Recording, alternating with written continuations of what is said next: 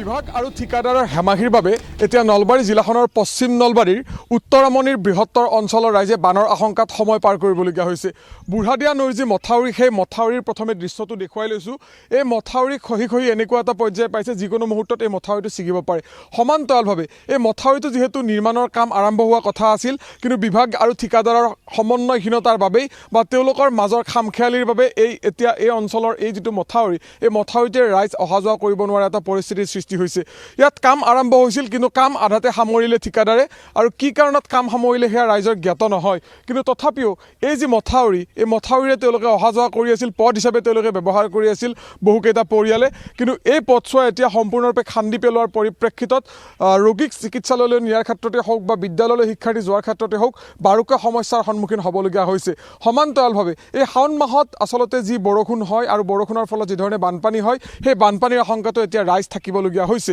বুঢ়াদিয়া নৈৰ এই মথাউৰিটো আমি দেখুৱাইছোঁ আৰু স্থানীয় ৰাইজ আছে, স্থানীয় ৰাইজ ওলাই আহিছে। অকণমান স্থানীয় ৰাইজৰ সৈতে কথা পতাৰ চেষ্টা কৰিম। বাইদেউ, প্ৰথমে আপোনাৰ ওচৰলৈ আহিছোঁ। এতিয়া যথেষ্ট দুশ্চিন্তাৰে আপোনালোকে সময় পাৰ কৰিবলগীয়া হৈছে। ছিঙি থৈ গৈছে, কোনোবা কৈছে এইটো নাজানো, কিন্তু আধা কৰাকৈ গুচি গৈছে। এতিয়া আমি ল'ৰা ছোৱালী স্কুলক নিবা নোৱাৰে, যাবা নোৱাৰোঁ। কিনকে এতিয়া সমস্যাটো আপোনালোকে চাই যাওক কি হৈ আছে অৱস্থা। কোনে পাইছে এলা নাজানো আমি, কিন্তু আমাক খান্দি থৈ গৈছে। কিন্তু নৈৰ পানী যদি বাঢ়ে, এতিয়া পানী বাঢ়িলে পানী আহিলে এতিয়া আহিছে সিদিনা মথাউৰিত থাকিব আৰু আমাৰ জেগা নহয় গৈছে। এতিয়া কি কৰে কৰি যাওক, আমাক ৰাস্তা লাগে। এতিয়া পৰিয়াল যাব নোৱাৰে, মানুহ অহা যোৱা কৰে বহুত নহয় আছে ঘৰ, 21 ঘৰ আছে মানুহ। এই কি সমস্যাত যাই আছো আমিহে জানো, কিন্তু কোনে পাইছে এলা নাজানো। 2 মাহ আগত হৈ থৈ গৈছে ৰাস্তা, আমিতো যায়ে আছিলো। কাৰোবাৰ যদি কিবা বিপদ হয় তেতিয়াহ'লেতো অহা যোৱা কৰা আমি নিবাই নোৱাৰো, হয় দি বেমাৰী মৰিবই দেখোঁতে। এতিয়া আৰু শাওণৰ পানীটো আহিলেতো শেষে, ৰাস্তাই নাই যাবাৰ।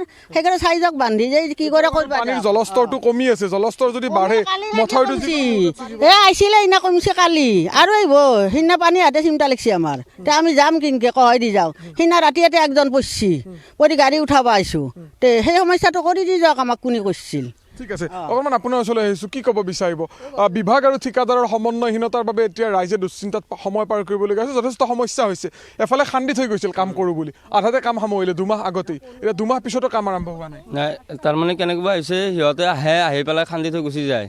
খান্দি থৈ পেলাই গুচি যোৱাৰ পিছত বেলেগ মানুহ আহিব নোৱাৰে, হয়তো ৰাস্তাদি গাড়ী আনিব নোৱাৰে। চব স্কুলক অনা চলি পলিৰ কাৰণে বহুত প্ৰব্লেম হৈ যায়। আৰু বেমাৰ আজাৰ হ'লে আৰু আপোনাৰ ধৰি লওক বহুত প্ৰব্লেম হৈ যায়। তাৰমানে কি নিবা গাড়ী মটৰ নাহিলে আমাৰ প্ৰব্লেম হৈ যায়, যি ভাঙিয়ে যায়। এতিয়া মোটামুটি এইটো মাহত পানীটো হয়েই, সকলোৱে জানে বাৰিষা ছিজন বুলি। এইটো আগে পিছেও ভাঙি আছে।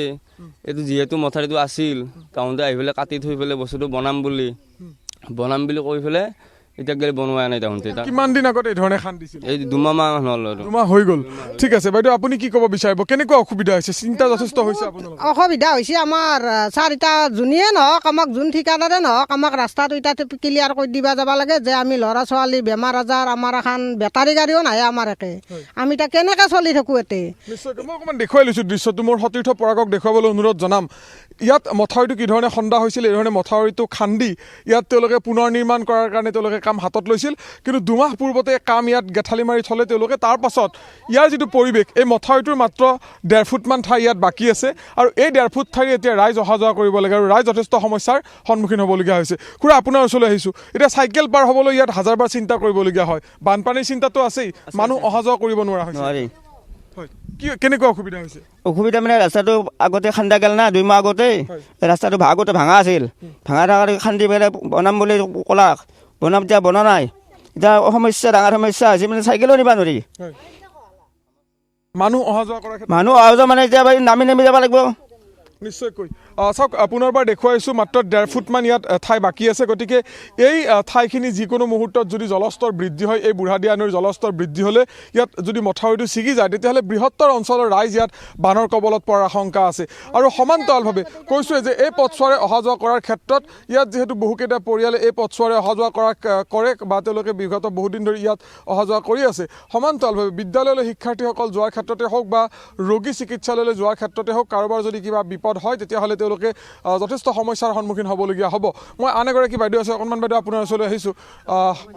মই যদি সম্ভৱ হয় খুৰী অকণমান আপোনাৰ ওচৰলৈ আহিছোঁ কেনেকুৱা এই গোটেই পথছোৱা যথেষ্ট ইয়াত খান্দি পেলোৱা হৈছিল যাৰ কাৰণে এতিয়া অসুবিধা হৈছে আপোনালোকৰ আমাৰ এইখিনি জেগা আমি অলবা পাৰাই নাই আমাৰ ল'ৰা ছোৱালীগিলা স্কুলত যাব নোৱাৰে ককো অলবা নোৱাৰে আমাৰ বানপানী আহিলে আমি ওক দেৰিব লাগে তোক দেৰিব লাগে নদী এতিয়া এই বাৰিষা ভৰি আহিব ভৰি আহিলে আমাৰ বাটটোত আকৌ এনে আমি মানুহ এটাই অলবা নোৱাৰোঁ কেতিয়াবা আমি ঘৰতে যে মৰিব লাগে আমি বেমাৰী মানুহ টানি নে বেলেগে এই বুঢ়া মানুহ অলবা নোৱাৰোঁ বেমাৰী মানুহ অপাৰেশ্যন কৰি আনি পেলাই এতিয়া ঘৰৰ ভিতৰতে থাকিব বেলেগ মানুহে আহি পেলাই বাহিৰ কৰে আমাক পানী বানৰ সমস্যা ঠিক আছে দেখুৱাইছোঁ ইয়াত কেইবাটাও পৰিয়াল মই কৈছোঁ যে কেইবাটাও পৰিয়ালে এই ধৰণে মথাউৰি ৰাতিতে তেওঁলোকে বাস কৰে কিন্তু এই মথাউৰি নিৰ্মাণৰ কাম যিধৰণে হোৱা কথা আছিল সেইধৰণে কাম নহ'ল ইয়াত আধাতে কাম সামৰিলে ঠিকাদাৰ আৰু বিভাগৰ যি সমন্বয়হীনতা সেই সমন্বয়হীনতাৰ বাবে এতিয়া ইয়াৰ ৰাইজ দুৰ্ভোগ ভুগিবলগীয়া হৈছে ৰাইজে আশংকাত সময় পাৰ কৰিবলগীয়া হৈছে এটা কথাটো হ'ল ঠিকাদাৰে কেতিয়া কাম আৰম্ভ কৰে বা কি ধৰণৰ তেওঁলোকৰ সমন্বয়হীনতাৰ অভাৱ সেয়া ডাঙৰ কথা নহয় ৰাইজে বিচাৰিছে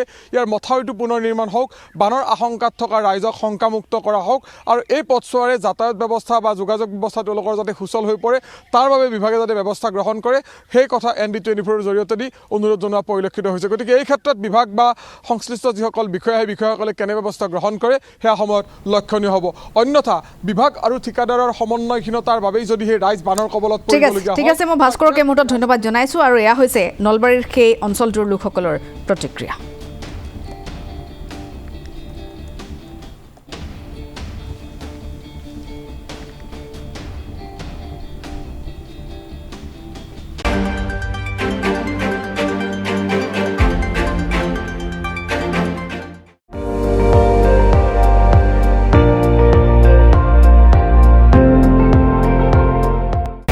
আপুনি চাই আছে ND24 সৰ্বশ্ৰেষ্ঠ নহয় সৰ্বোত্তমৰ দৌৰত